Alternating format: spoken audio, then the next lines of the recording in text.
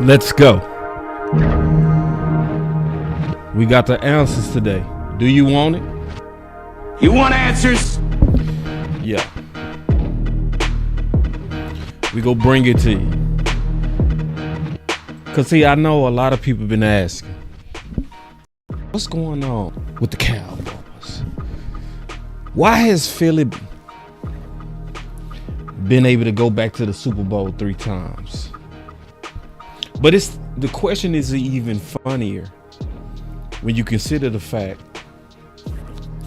that, especially with Dak Prescott, we own the Eagles and Washington. So we go get into that today. It's gonna be interesting to really break that down. I think it comes down to one thing: predetermined outcomes. They create entitlement and lower morale. So we go talk about that. So we go also talk about just all the type of predetermined outcomes that I see. I see it with coaching. I see it with team-friendly wars, contract disputes. I see it on the roster. So, and I think that's the main reason the Cowboys struggle to do what other teams in the East have done with less. I say this and I mean this. If you look close, the Dallas Cowboys do a real good job of getting talent above the East, above Philly. I'm gonna prove that. I know a lot of people go push back at that because they go look at that the Philly is going to the Super Bowl, but it's not just talent. I looked up and down the roster of Philly. I'm gonna prove that. I'm gonna show you us, I'm gonna show you them. We got more homegrown all-pros. We also get the type of players that they get. So this is gonna be an interesting show, man. So y'all sit back. Y'all know I gotta set up some stuff on the back end. So y'all be patient. I'm gonna be right back.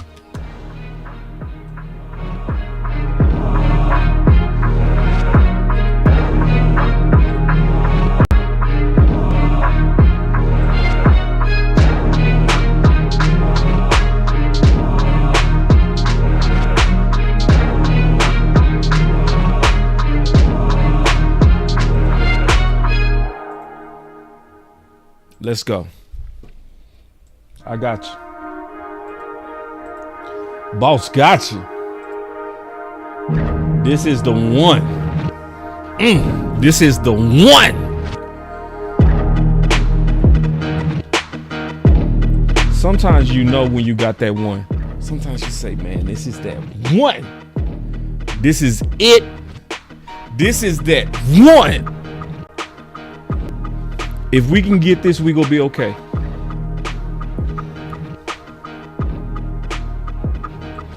These teams not better than us. We still the Dallas Cowboys. We just got greatness waiting on us.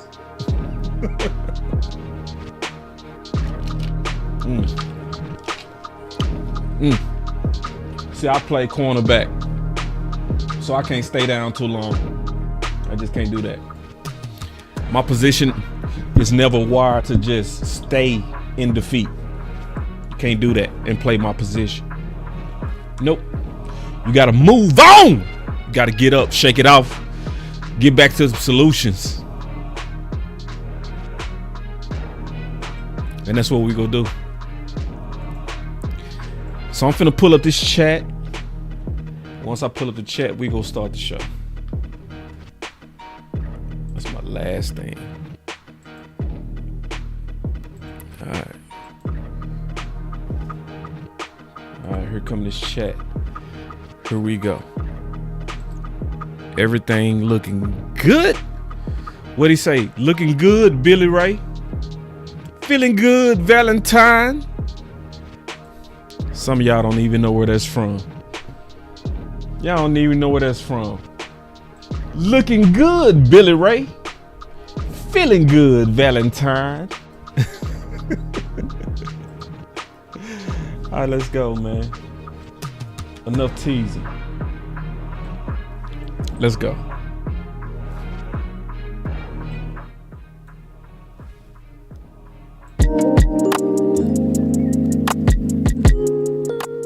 All right. I got you today. So, I'm still in the business of trying to win. I'm still in the business of trying to put out ideas that can put us in the best place. I'm gonna be honest with you, man. Y'all pray for me on this one because this one might put me in my passions. You know, I get passionate when I start talking about this type of stuff.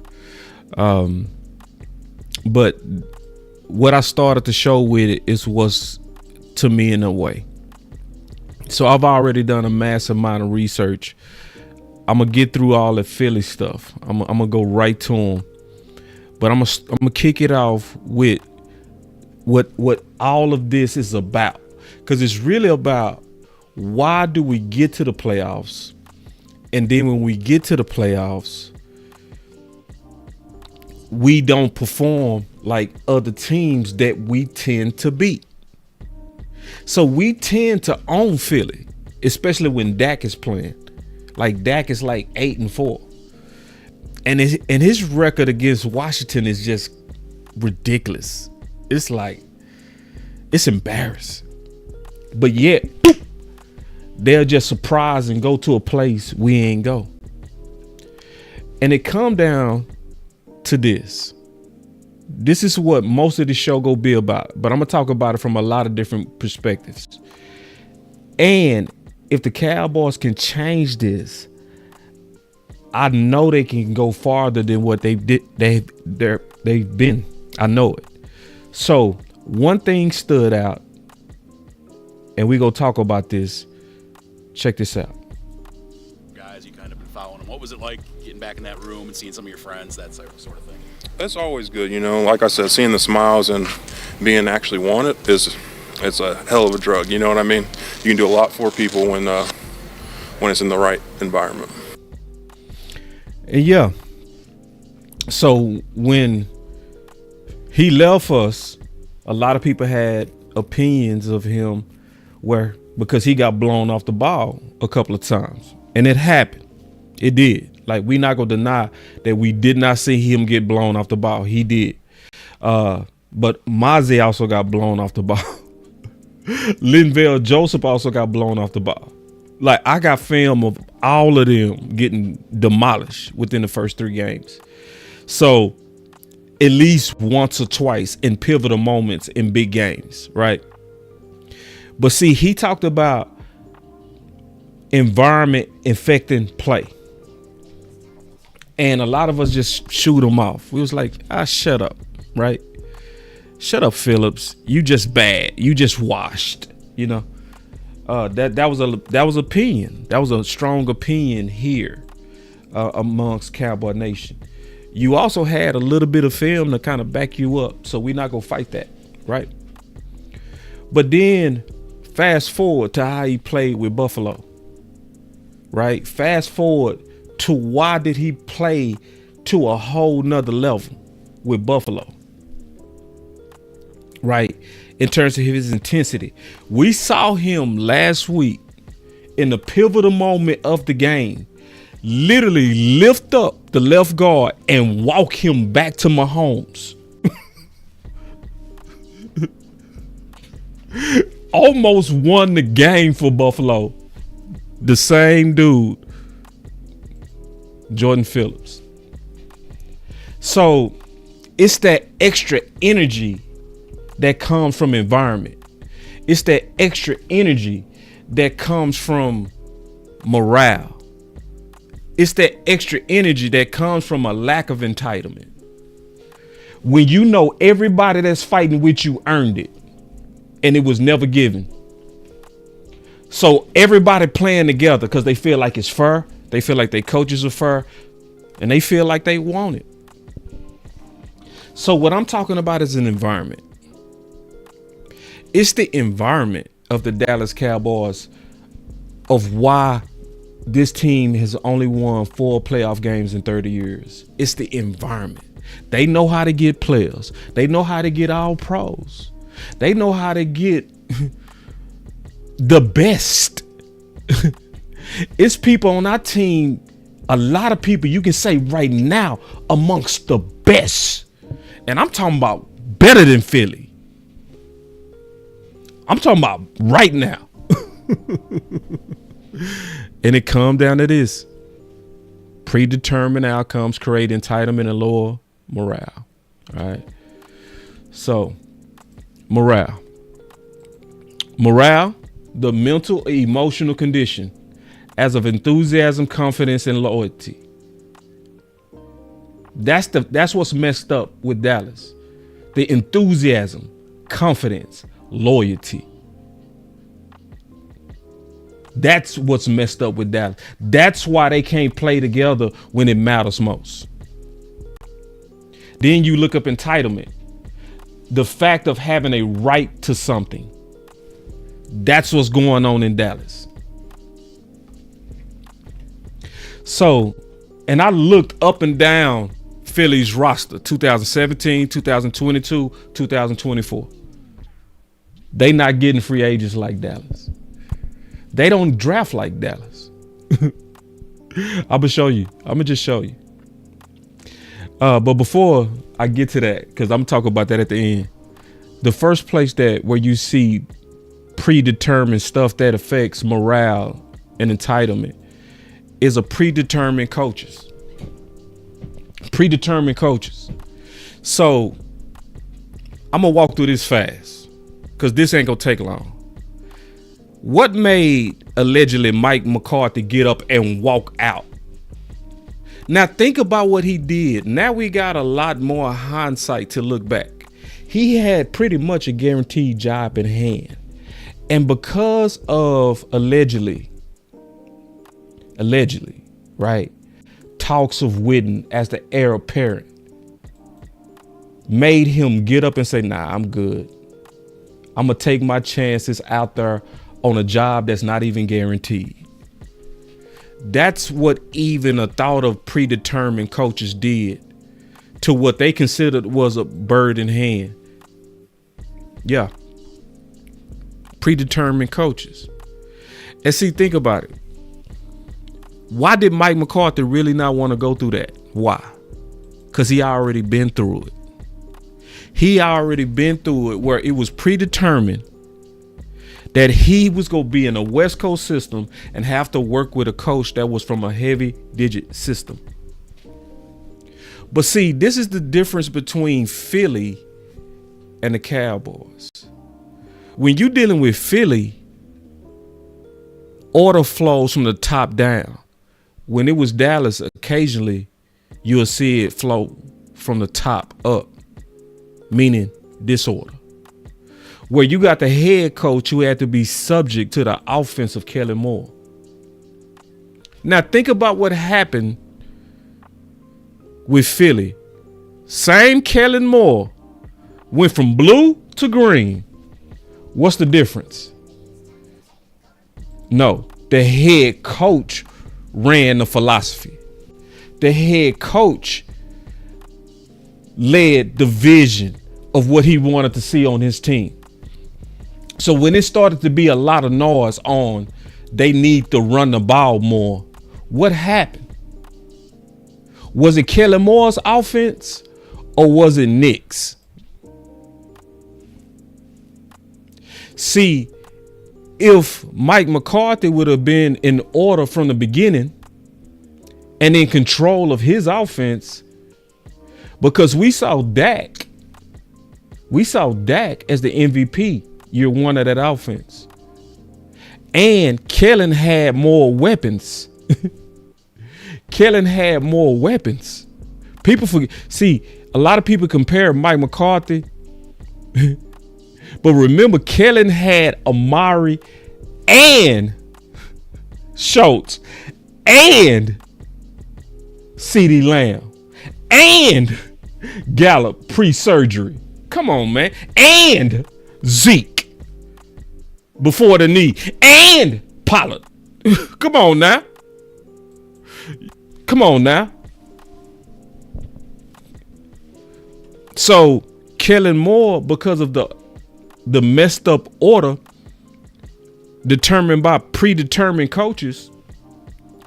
And what I mean by predetermined, it's where the outcome of what they want is predetermined. They wanted to train and groom Kellen Moore into the next Dallas Cowboy head coach. So you got this kind of entitlement mentality, right? Where he's seeing himself in this environment as the heir apparent. The media was seeing him as the heir apparent. So those predetermined outcomes cause two people not to be aligned. Versus if you go look at Philly, they're aligned. And they lined up quick. As soon as it started to be noise, it got in line real quick. It didn't take years like it did with Dallas, because it really wasn't clear in Dallas who the leader was until they had to have that public feud where Kellen Moore got ran up out. Yeah. So it's the predetermined outcomes with the coaches that you see in Dallas that you don't really see with Philly.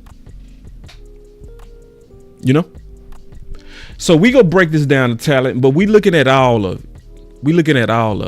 You know? So that's the predetermined coaches. And I told you I was gonna go through this fast. I'm keeping my promise. We got us a super chat, man. Appreciate it. Appreciate the super chat, my brother.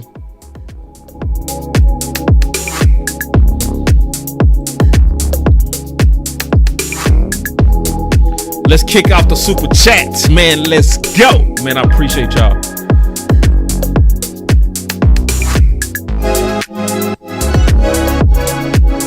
Let's go.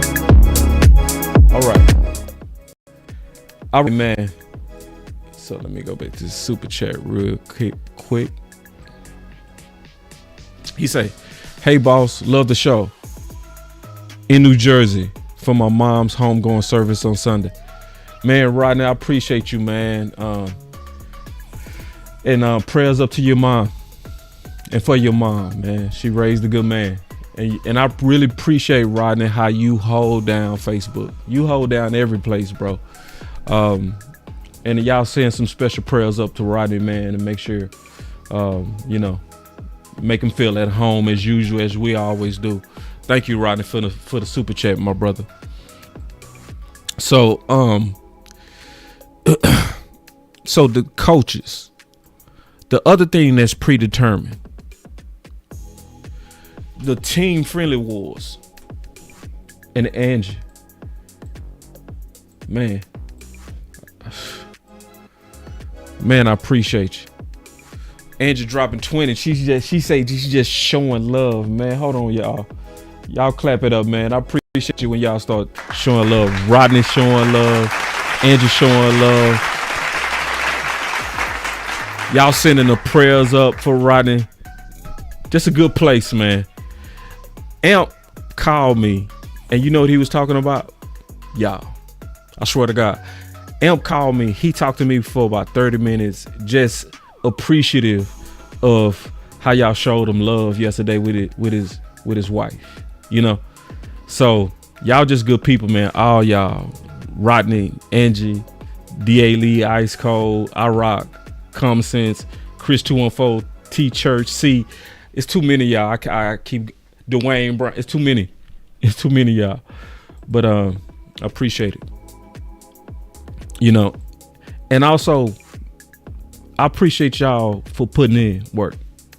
I appreciate y'all for sharing and doing stuff to promote ideas to help the Cowboys. So y'all are a great group. So going back to what I was saying, predetermined team friendly wars, that get us. See, and I'm comparing why Philly goes and we don't. Even though we beat Philly most of the time, especially with that. We own Philly. Philly is still our little brother.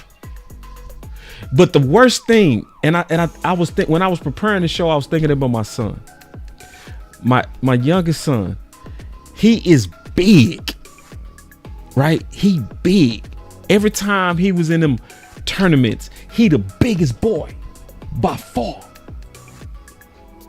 And it's to piss me off because sometimes he would lose because he would overthink it or take it easy. That's kind of how we are to Philly. It's like we bigger, we whoop you, but then little brother go further. You like, what the? And see, that's what make y'all so mad. That's why everybody's so mad. Cause you like, man, wait. I beat team beat Washington. I beat team beat Washington and almost beat them twice. With nothing to play for. But the predetermined team friendly wars. See, this is the difference between Philly. If you go check the history of Philly and their main contracts, they don't prolong their contracts. They don't. All their best players are done by April, before rookie camp. So think about what Philly morale is like. And we talking about morale, okay? Not talent. We talking about morale. What do you think their rookies are like when they come in and Jalen Hurts is right there? When AJ Brown right there? When D Smith right there? Now you just got drafted. Guess who you get to see for the whole training camp as the model? The leaders. Now compare that to Dallas.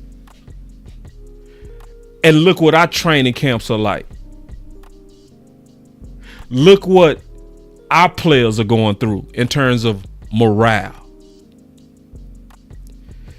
You got a lot of them being talked about by their own front office to the media.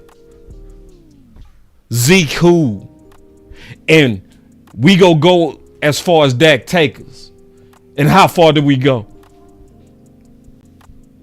And Dak got to show up while the owner just undressed him, but still pretend to be the leader.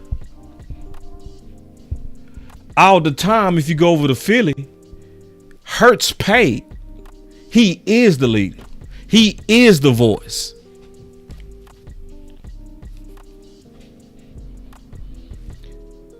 He is the voice.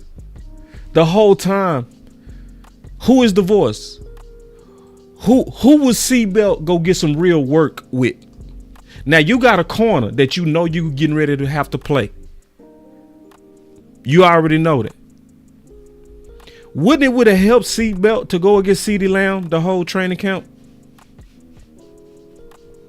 See, think about what Philly young corners was going through. Who did they have to see every day to get them ready for the league? You don't think having AJ and D Smith in camp early prepared them? It's them predetermined wars. It's the fact, and I'm talking about them predetermined contract wars. The type to where, let's keep it real. The predetermined team friendly wars, what that does, man. See, look at this. Jerry, what did you guys give Dak a heads up that this was coming? Did anybody in your organization give Dak a heads up that this was coming down? No. This is with Trey Lance. We didn't tell anybody until we did it. Period. There was nobody that knew it. We told Mike after we'd done it. And you have But my point is, we just wanted to get it done.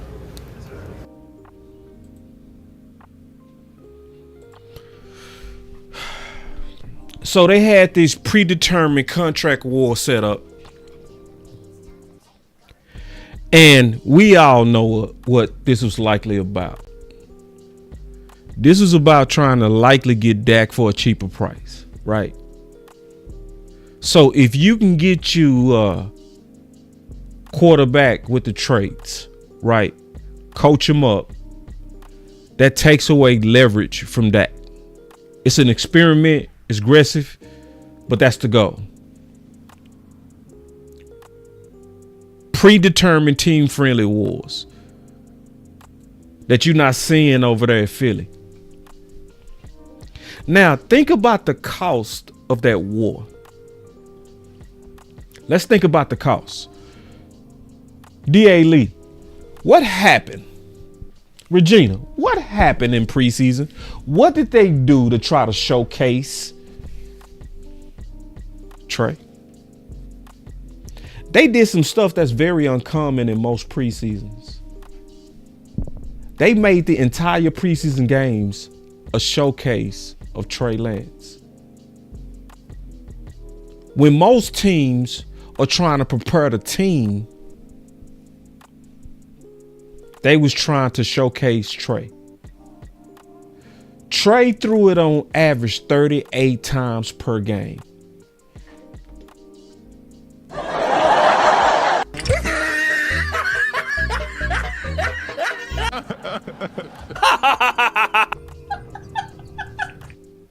The last game he threw it 60 times.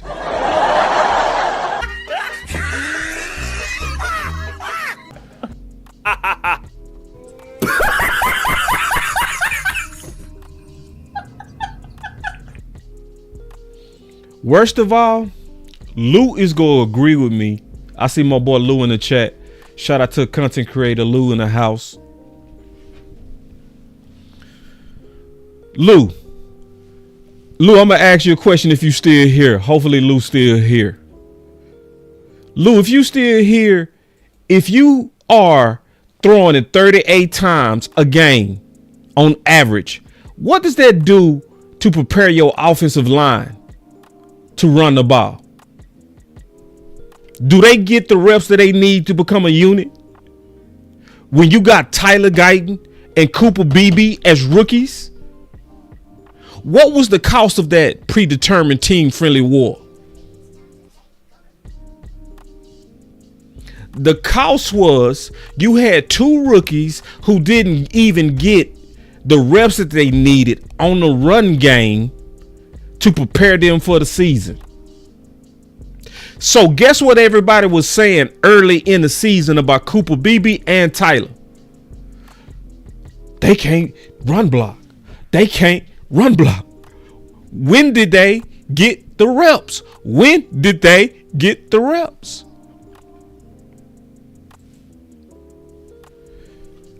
Lou said it. Now, Lou is one of the best offensive linemen in our space. Okay? That's why I asked Lou. Because you're talking to a coach. You also talking to a dude who played the position. You're not going to have no continuity if the whole preseason was about showcasing one guy. You hurt your team with that predetermined war.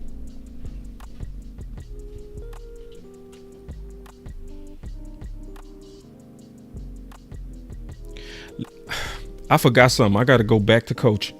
I'm sorry. I ain't going to skip one. Listen, I said I was done with coaching. I got to go back to coaching. I forgot to talk about something that's super important.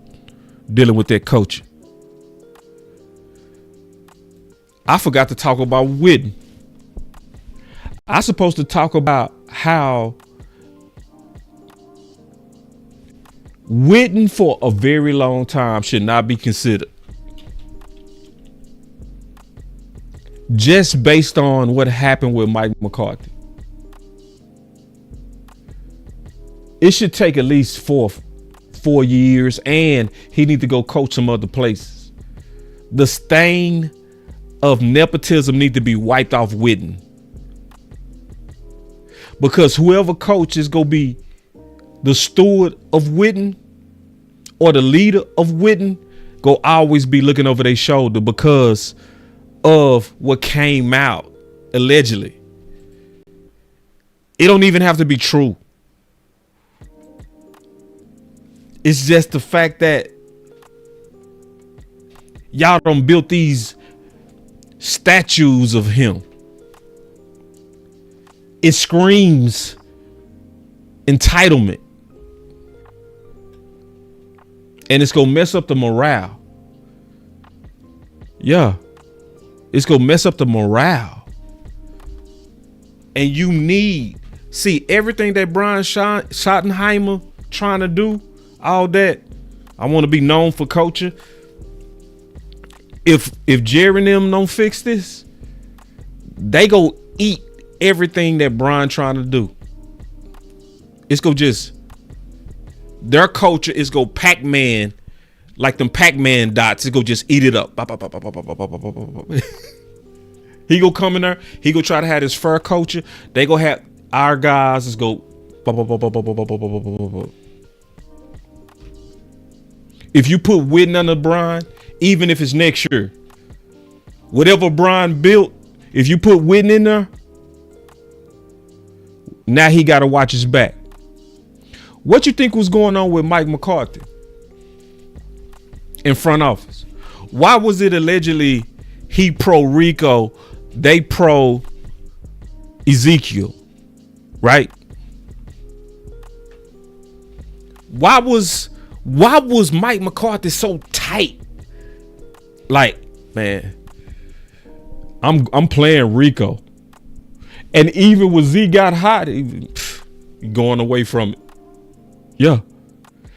Because when it's toxic like this, when it's toxic and it's entitled, and when you looking over your shoulder and you trying to show that you right, now your coach is overreaching to try to show you wrong, just based on the environment that y'all created. And we got us a super chat. He said that's the damn meddling owner. Yeah. And that's why I'm doing this content, because this is the thing. This is the thing, Blue. We mad, right? We mad. But if we just stay mad and we don't say exactly what we want them to change, they not gonna change it. See, they know we mad. That's why Will McClay low-key got signed early, in my opinion. Because it's like, listen, man, we need to throw some good news at the fans.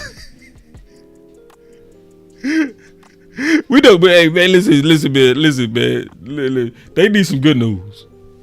See, Will McClay, he posed well. He posed well. So, you know, everybody, when they heard the news of Will McClay, was like, woo! Woo!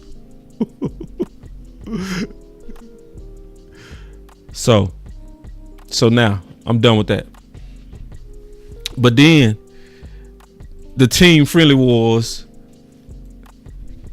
We remember what happened with CD. Come on now. You go look at Philly. Go look at the contracts and see when D. Smith was signed. He was signed in April. Go look. AJ was signed twice.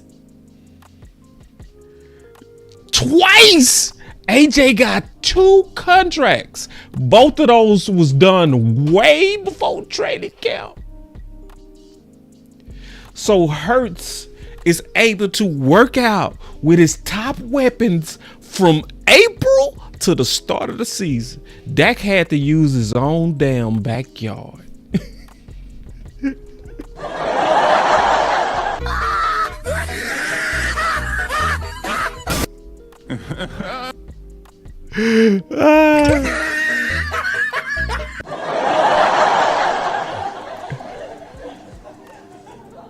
Then they out there lying. Okay, I'm ready to go. Y'all threw him out there the last week, and he's supposed to have NFL level timing, and really only had like a week to prepare. Are you serious? But then when the offense get off to a slow start, McCarthy can't call no plays. It's like, wait. My two best weapons didn't get no work. What's going? Wait. Huh? Why did Philly make it to the Super Bowl? Why do they win? Why do they win in the playoffs? Football first. And then it got us another super chat. He said, "You're great at getting this out there, man. I appreciate it, brother." And what we do, Blue, what you do is everybody need to share this content. You got to share this type of content. You know, because a lot of people don't even talk about this. Like, it's going to be hard to find.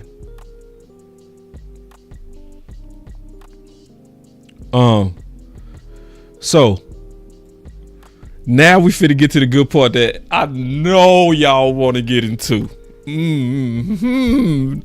This is the good part. I can't wait to get into this. Predetermined roster. Ooh, that's where Philly whooping our head. See, what's getting us is the philosophy: if you pick them, you gotta play them. That's what's getting us. I'm gonna turn off this music, man, because I want y'all to really hear this. Hold on. This is the philosophy that's killing Dallas. This. That's the most important thing, is if you pick them, you got to use them. That is the death of Dallas. If you want to know what's killing our team, is that. That's the most important thing, is if you pick them, you got to use them. That is the philosophy that he's getting from Stephen Jones. Our guys, if you pick them, you got to play them. That's what's breaking us down. So, and what it creates is entitlement, predetermined outcomes, draft picks favored over free agents. And if you talk to them, they talk numbers, but they leave out morale. See, if you listen to Steven,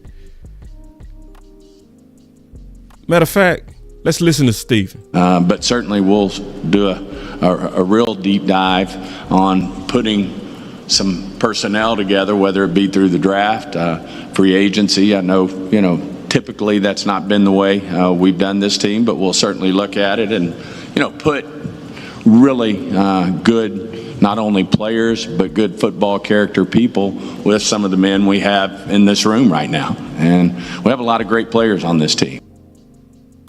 Yeah. So notice he said, we usually don't do it. Yeah.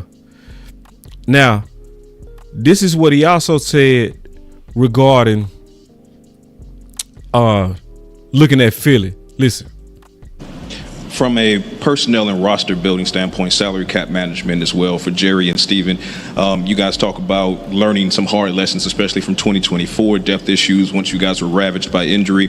Just as far as salary cap management goes, free agency and the like, looking in the mirror is one way that you can learn things.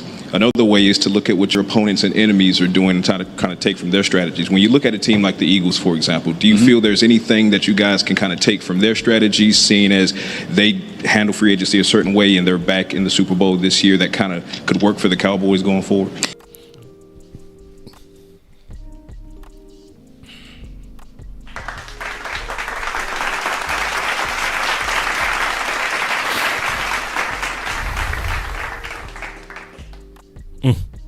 Yeah, I think you certainly look at that. I think you look at your competitors in your conference, what it's going to take to have success, whether that's a 49er team or whether that's an Eagle team.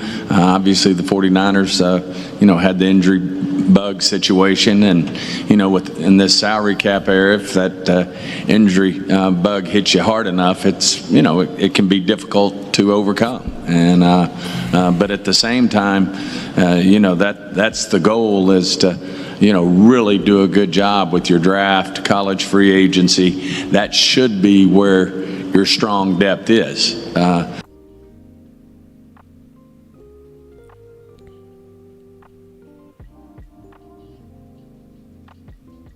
obviously this year we were counting on playing those guys right away. And they had to jump right in, and as the injuries came, more and more had to jump in. And but I think the bigger thing here is just where can we, which has been our goal in the past, where can we, in free agency, take care of some core needs so that when the draft comes, you are able to take the best player on the board, not unlike we did with CD. We weren't necessarily in that draft looking for a receiver, but CD Lamb's sitting there, and it's obvious what you do there. And I think if you do some things in free agency, like we've done in the past, to really take care of your roster before the draft comes around, you have a much better chance. But certainly, you look at the blueprints, everybody does it different. Kansas City's doing a great job bringing young guys along. Why did he say that first? Kansas City is doing a great job of bringing young guys along. Y'all know I looked at Kansas City. Kansas City, I'm going to tell y'all now, and we got a super chat. He said that question pulled the covers. Yes, it did. He had to talk about it. Shout out to No C. He had to talk about it because of No C. And No C did it so perfect, so professional. You just had to address it professionally because he was so professional. No condescending at all. Just diplomat. Perfect.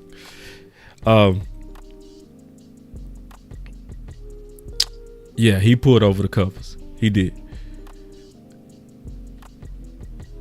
And those type of things. And like a team like Philadelphia, you certainly look at the way they're doing it, where they went out and did some things with some veteran players. You have to take a look at that, and then you got to take a look at that.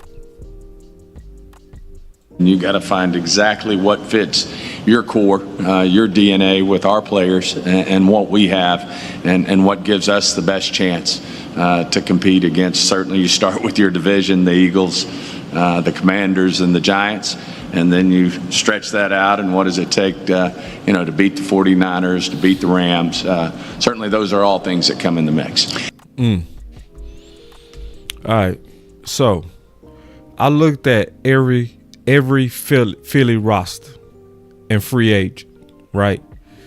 So let's go through it. 2017, right? So in 2017, Jeffries was the #1 free agent, but remember he was coming from the Bears, right? And when he came from the Bears, he was under a PED scandal. So he was the #1 free agent receiver for that 2017 Super Bowl.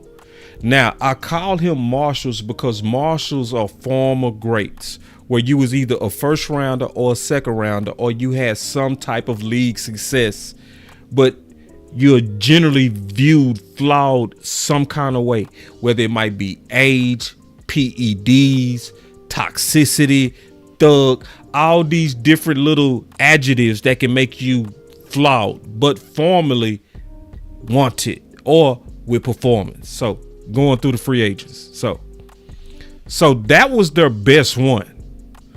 That was their best one. That's the one they had to actually pay for, right? Because he was the #1 free agent receiver for that Super Bowl team. So then they had a true Marshals as a guard, right? A top 10 pick, right? So second round, first round, right? Just looking at they roster, a long in the tooth, Chris Long, but a lottery pick, a former lottery pick, right? So then you keep looking, they picked up Ajayi, right? Now, he was drafted in the 5th round, but remember, he was a top back for Miami. Miami wanted to get rid of him because they were saying he was toxic. Philly picked him up as a Marshals free agent. League success, that's the blueprint. They go fill their roster. Now, a majority of the people that was on them Super Bowl rosters was flawed, but they was formally great.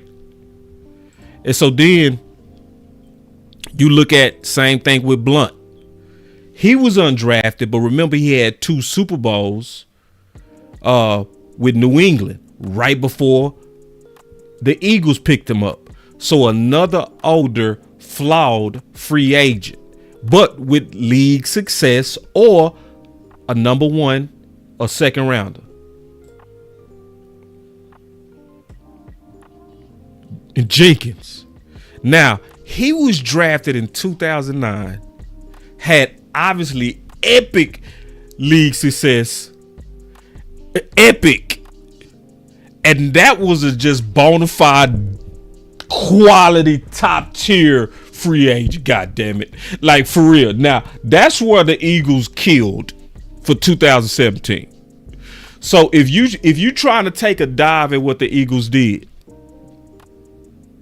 the Eagles are willing to take at least, especially when they being aggressive, 2 quality. I'm talking about top quality free agents. So most of them are Marshalls, but you got at least 2. Then Foles, right?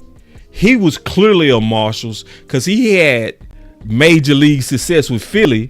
Remember they blew up Philly, right? With Chip Kelly. He went to the Rams, and when he went to the Rams, but see, Philly still brought him back. You go see that trend with Philly. They did that with CJ. CJ left toxic.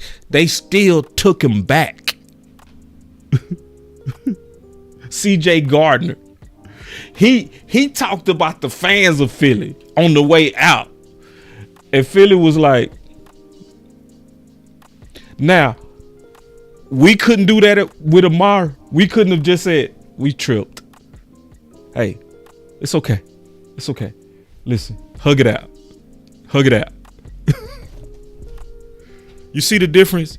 You see the difference between Philly and Dallas? We over here holding grudges allegedly over a COVID shot. Or because Amari used to ask questions and speak his mind.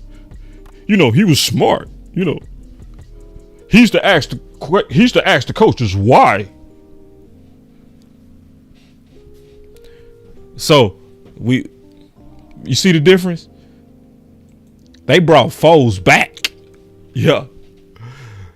They also had Ronald Darby, Clear Marshalls. See, what does that say about a player? Just think about it. What does it say about a player if you drafted in round 2, 2015, and you already on another team by 2017? What does that say? They usually say that team didn't want you and you didn't live up to what they thought. Generally, that's what that means. Generally. But notice who Philly filled their holes with.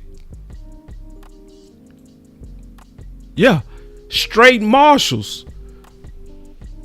Straight Marshalls. 2011, round 2, right? Was drafted by the Raiders. Yeah. Former round 1, round 2, 2000. Yeah. Tim Jernigan. Drafted round 2. Was on that Super Bowl team. You see what Philly doing?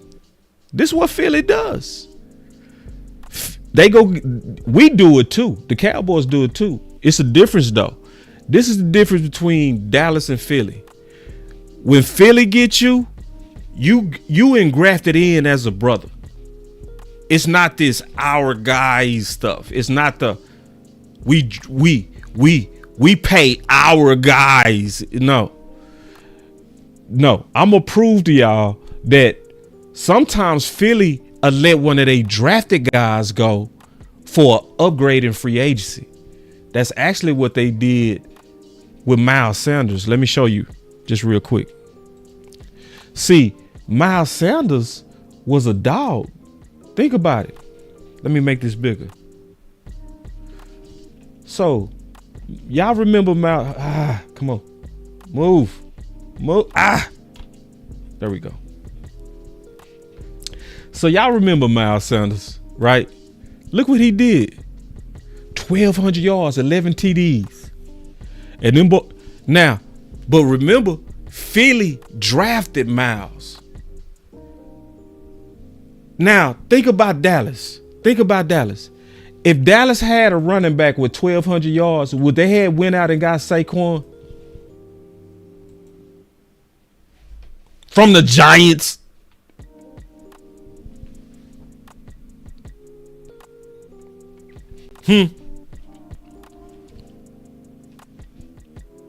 Yeah. Would we have done that? Nah. See, that's why I'm talking about that entitlement.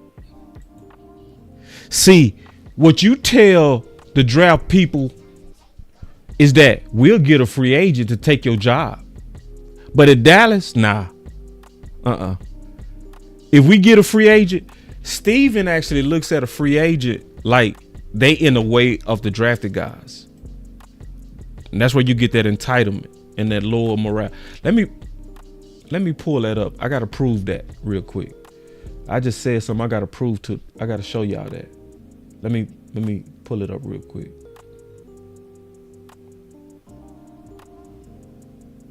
Give me 1 second.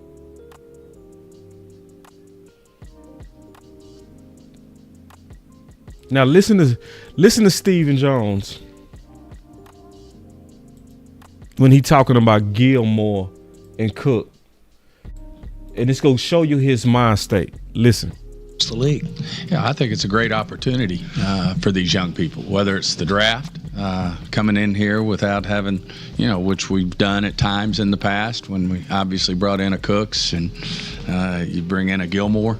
It makes it hard for some of these guys to come in and play and beat those guys out, obviously. You see? You see what his mind on? It makes it hard. That's how he see the free agents. You bring in a Gilmore, it makes it hard for some of these guys to come in and play and beat those guys out. Obviously, there's going to be some. Yep. That's how he see free agents. Yep. He see him as, I don't want to bring Gilmore back because that's going to get in the way of Seatbelt.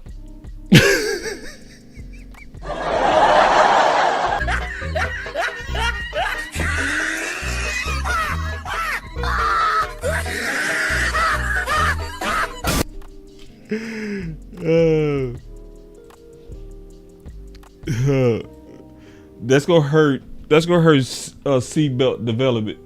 Man, appreciate the super chat. He say, I think it's time to get aggressive in the draft. If I see we can get T-Mac and Gentry, I would do it. Give a 2026 first and a third to get back in the first this year if T-Mac falls. Yeah, man. I like your strategy, but they not gonna do it because they got 22 free agents. So with that many free agents, they gonna look at it like we gonna need every one of these draft picks. So we're gonna want to sit put and get the best guy. We're gonna want to get everything out the way of free agency, and we go so that we can go in there with pure BPA. So all this moving, it ain't gonna be no moving, Like especially, man, if we bought, I'd be shocked if we move out of 12. I'd be shocked. So anyway, all right, getting back to this though, just kind of showing you Philly, right? So you looking at the Philly dudes, Torrey Smith, right? Same thing, straight marshals, round 2, came from the Ravens, right? So that was the year they won it. Then they went back. Remember they had, which I think was a solid free agent, Hassan Reddick. They did their thing on that one. Cause see, he wasn't looking like he was panning out at Arizona. So when they get you, now he was still good, but he hit another gear when he went with the Eagles. He did. So notice pretty much this is the pattern. If because Steven said he go take a look at it. Well, I'm gonna take a look at it too. And so the pattern that I'm seeing on the Super Bowl teams is they had at least one or two splash free agents, right? The rest was just marshals. So if you look at, then the same thing with Hargrave. Had league success, but he was drafted round 3. But he was having a good, decent career with Pittsburgh, right? So good quality marshals, quality pickup. White, decent quality pickup. Fill the hole, good starter grade player on that Super Bowl team, right? So then you look at Sue. Now, keep in mind, they picked up Sue and they drafted Jordan Davis that year. They brought in Sue, a lottery pick, and Joseph, Linval Joseph. They began to get more reps than Jordan Davis because Jordan Davis, as a rookie, was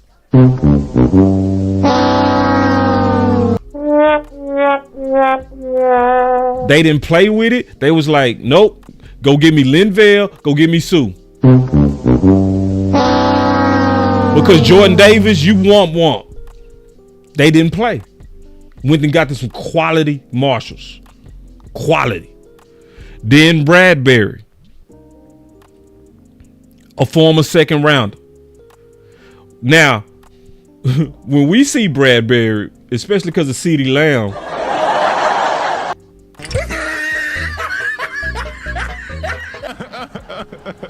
we ain't got no respect for him. Because see, CeeDee Lamb owned him. You know what I mean? CeeDee Lamb, his papa. You know what I mean? So but what he did for Philly in terms of interceptions, yeah, he did his thing. He just didn't play good against us. So then AJ Brown, that's that top shelf free agent again. So if you looking at what Philly does, right? In the years that they trying to go for it, they go get them at least, again, 1 or 2 splash free agents, and the rest is gonna be just marshals, quality free agents, just quality, like starter grade, former greats, previous first or second rounder, marshals. Yeah. Then obviously Slay. You know, Slay. Yeah. And Slay on that team, top grade. All right.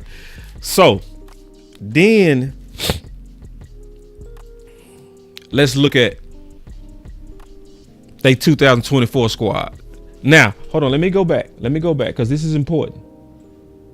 Why is it more impressive that Slay is on the 2024 team? Now compare it to Dallas. If Dallas drafted 2 corners round 1 and round 2, what would they have done to a bastard, somebody that came from Detroit? What would Dallas have done? What would Dallas have done?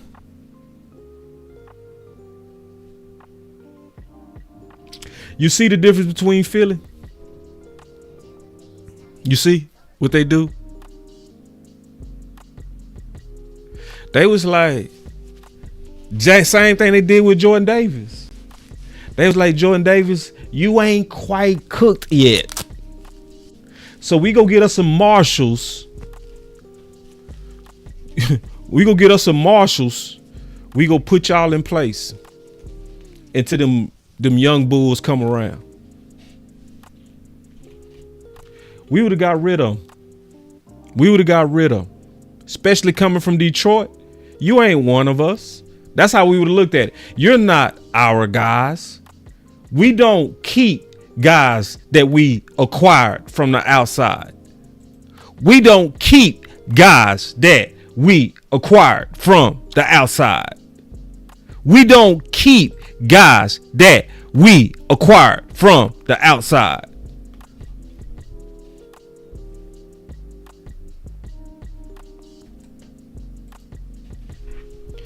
So you look at Slay, Dotson, right? See, you see what they doing? Listen, if you look at all they Super Bowl runs, every one of them came with former great free agents with a couple splashes. Now, did Dotson work out yet? Oh, hell no. I guarantee you he would have worked out better with Dak. I guarantee. Dotson just need a better quarterback. I mean it. I ain't even trolling. Bring Dotson to Dallas. Bring Dotson to Dallas for $1. Cause see, Philly go do that all day. They go bring in these former first round free agent receivers and be like, man, one of y'all go work out. At least you go probably become a number 3, if anything. Yep. Let's keep going. See, they got this dude, a Marshalls. Dude ain't even playing. From what I see. Maybe he is. I ain't watching him enough. But the games I see, I ain't see him at all. But Philly got him. You know what I'm saying? A former first rounder. Now that Becton, shit.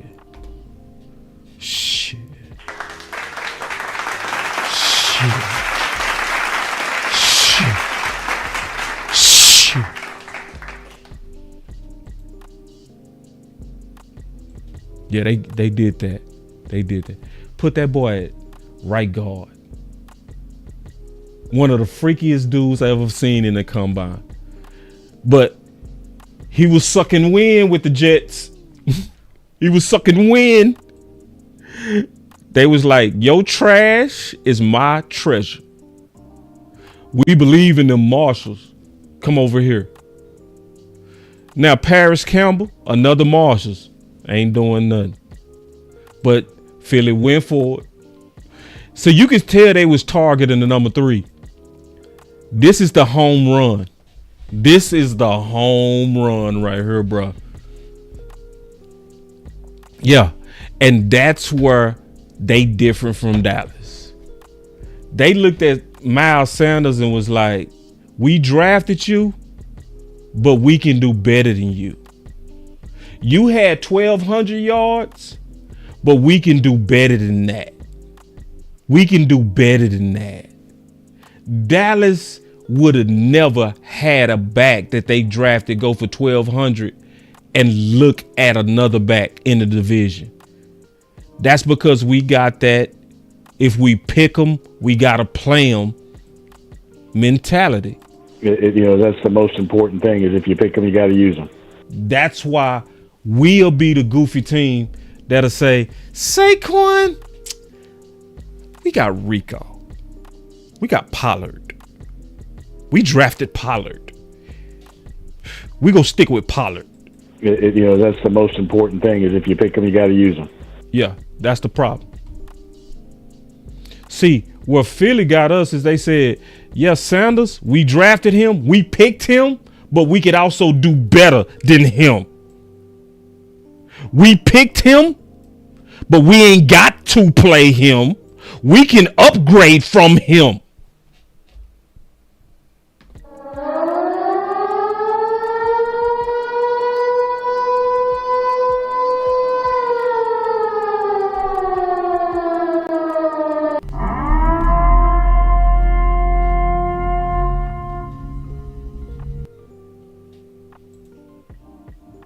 Predetermined rosters, our guys. If you pick them, you have to play them. And as long as we're silent as fans and don't organize against this and don't be specifically calling this out, they are going to continue to do it. And we're going to continue to hate on Philly. What Philly in the Super Bowl? What Philly in the Super Bowl? It been 30 years. It been 30 years. No, we got to call it out. And listen, I get the anger. I do. I get it. But we got to flip that angle to specifically saying, listen, Y'all need to stop the our guys stuff. You need to stop the predetermined coaching. Stop it. Stop the predetermined team-friendly wars. Stop it. Like, we need to be specific. Say, this is what we know could make you turn the corner. Because, see, if I look at Dallas, right, and I look at the Dallas free agents, I felt like we destroyed some windows. If you look at what Philly did and you look at what we did, we was right there with them or better. Because we definitely draft better than them. Easily. If you go down the all pros that we draft, like Tyler Smith, right? Like CeeDee Lamb, like Diggs before the knee, easily. Bland, right? Dak way better than Hurts. You know what I mean? Like, it's not even close when you talk about our quality of draft, right? And then when you add in the fact that we had Amari. See, when you look at they Super Bowl rosters, this is how you got to imagine it. You got to imagine, what if we would have kept everybody, and what if we would have went with our coaches? That's what you got to imagine. Imagine if we would have kept the people that we ran off, or picked up the guys that our coaches wanted. And then add it all together and say, what would that run the last 3 years would have been like? That's what you got to do with Dallas.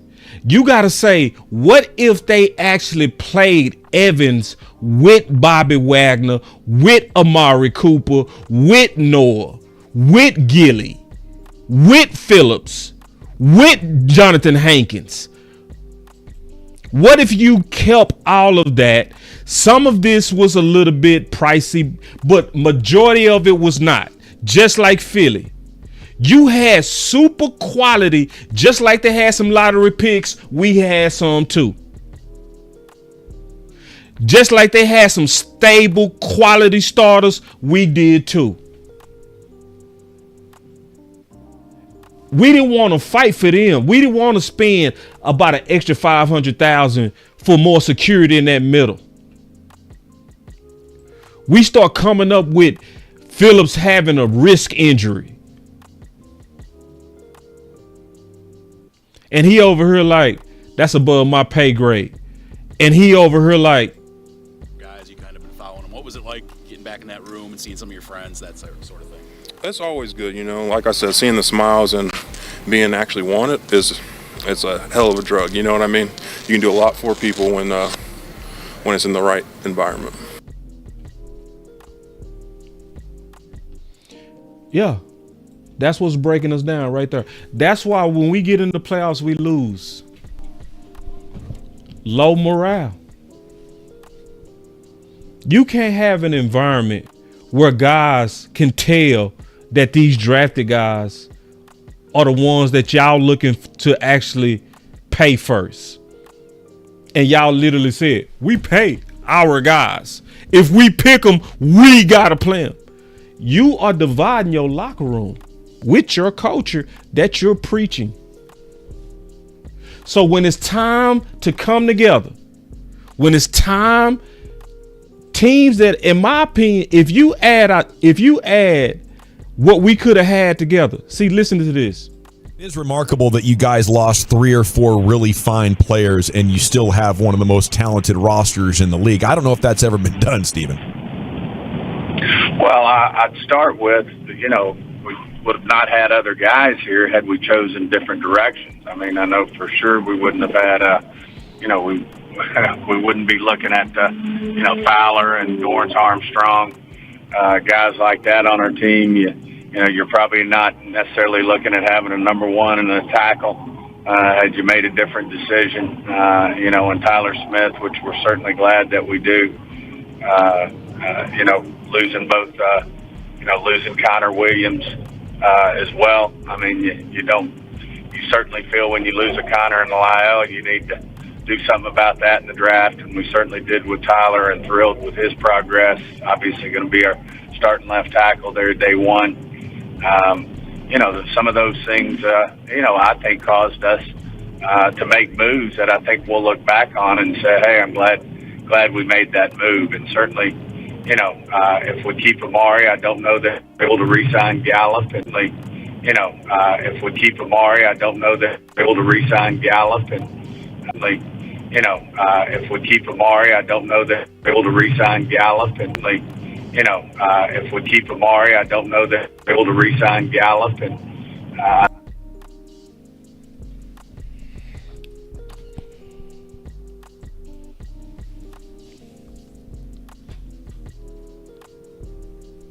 Yeah.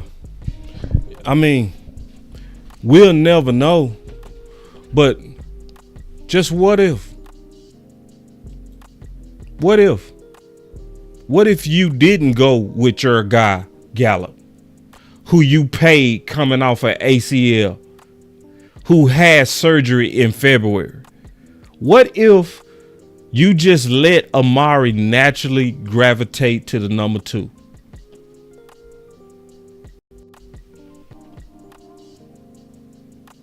That's why Philly go back, because Philly don't do that. Just like Slay. They said no. Slay stays. I don't care that we drafted a corner in the first, in the second. I don't care. He stays. He makes us better. Dallas says, let's go with Gallup, our guy. Our guy. Let's tag Schultz, our guy. Our guy. Even Schultz was mad when we let go of Amari. Schultz got tagged and still spoke out. And you're back with Dan Quinn. He's your DC in Seattle. 2013, y'all won a Super Bowl together. Why the Commanders? How big of going there was him? And what is it about his coaching, his leadership that makes you want to play with him again? I think the biggest thing for me is I've always been on the West Coast. So coming to the East Coast, you want to come and kind of have and be around, some familiar faces. And so, obviously I had a ton of respect from him from afar. We actually tried to make it happen a couple times. It just didn't work out structurally from a contract perspective, but we finally got it right. I think, him as a person, him as a leader has always been amazing. I think a big thing too was being able to be coached by Coach Norton again. He's like my favorite coach of all time. And so being able to be back in the room with him again is great too. So DQ did try to get you to go to the Cowboys. This is correct. Why? And it didn't work out. Why? It didn't work out. You got to ask the Cowboys there. And see, when Green Bay ran all over us. Back with Dan Quinn. When Green Bay ran all over us, you telling me having 2 real downhill linebackers wouldn't have helped?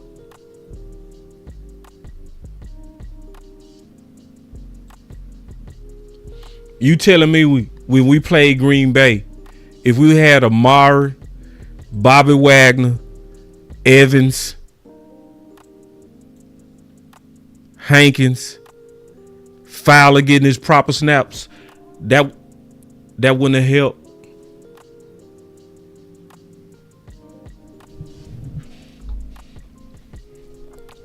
So when I say, and when you hear Steven say, I need to take a deep dive, he really don't have to take a deep dive. It's really not that deep. They need to stop. Just stop predetermined outcomes. That's it. I guarantee you, if the Dallas Cowboys would just stop that, the predetermined outcomes with the coaching, right? Just think about it. The predetermined outcome with the coaching. If you stop that, now you're going to have better alignment. See, they talking about alignment now. My boy Darius said with the super chat. Appreciate the super chat, big dog. My boy Darius said. He said Big Wad would have cost us $2 million against the Cow. Yep. He cost the same amount as LVE.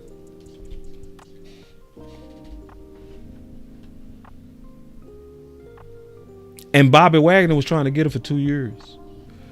See, people don't remember. That's why Dan Quinn said he didn't want to be our head coach. Because people don't remember, they paid Dan Quinn more. They gave him head coaching money.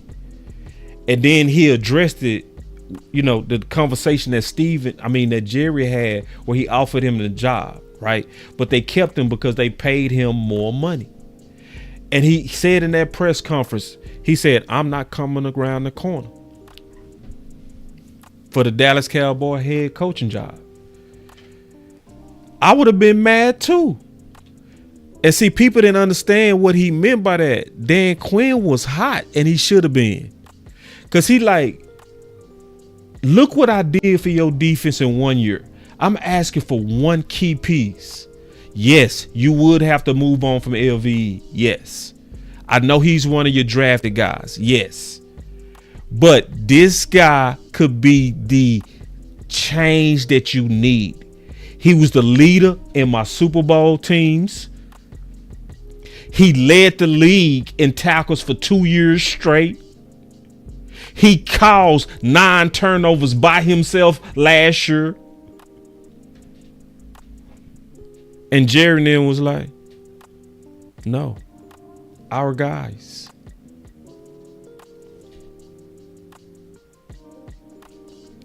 So if they stop the predetermined outcomes with coaches, if they stop that, where your coach is not aligned, you got a West Coast with a digit system versus Kelly Moore. He went over there with Sirianni and he lined his butt up, didn't he? If you stop the predetermined team-friendly wars, where you make it a priority to have your best guys done by April, that's the football deadline, so that you can have Micah Parsons guaranteed with the rookies. Or you go seeing your media hitmen out there again and then talk about him that he being greedy and that he not being a leader. We gonna do that? That's what we gonna do? Because Philly got their guys in camp. The rookie camp. The rookie camp. Or you go still stick with the, if we pick them, we have to play them. Just stop all that. It really should be, if you want a better morale, right? If you want better morale, remember the definition of morale: enthusiasm, confidence, loyalty. If you want better confidence, enthusiasm, loyalty, the type of enthusiasm that had Phillips lift a guard off his feet and walk him back to Mahomes. And he said it's something about playing for a team where you're wanted. These are your guys. You kind of been following them. What was it like getting back in that room and seeing some of your friends, that sort of thing? It's always good, like I said, seeing the smiles and being actually wanted it's a hell of a drug. You know what I mean? You can do a lot for people when it's in the right environment.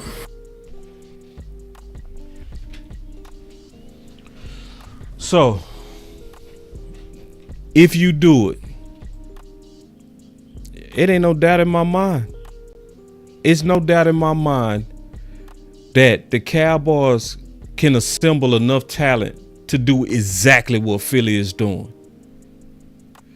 They just gotta stop these environments that affect enthusiasm, confidence, and loyalty. That's what's doing it to our Cowboys.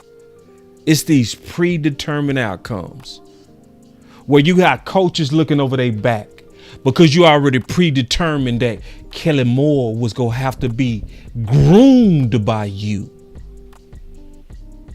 You already predetermined that you was going to force CeeDee Lamb to try to be team friendly, even though he's a clear market setting receiver. So you drag him out. You predetermined that you're going to drag him out, and you stunt the growth of your own start of your season. You predetermined that you're going to use Trey Lance as leverage. So you waste all the running game reps at training camp. You predetermined and you stuck to it, and you messed up the start of your season 2 ways. And you right, Blackwell. We sign our stars in August so we can say we don't have cap space. That's what I'm saying. Yeah, bro. Yeah. And listen, man, I respect everybody's opinion, but I swear to God, man, I feel like we already have done enough. I feel like we have done enough. 2013, y'all won a Super Bowl together. We've done enough. It was enough out here to make many runs. It was already with us. Zimmer had to go out there and say, I need noses. Noah didn't get a snap with us. He didn't get a sniff. He up there in Washington playing every play. Fowler up there looking like a straight Pro Bowler. Had a straight Pro Bowl season and was with us for the cheat. I can't really just say that Will McClay don't be bringing them boys in. No, I think he bring them boys in. I think we just treat them wrong.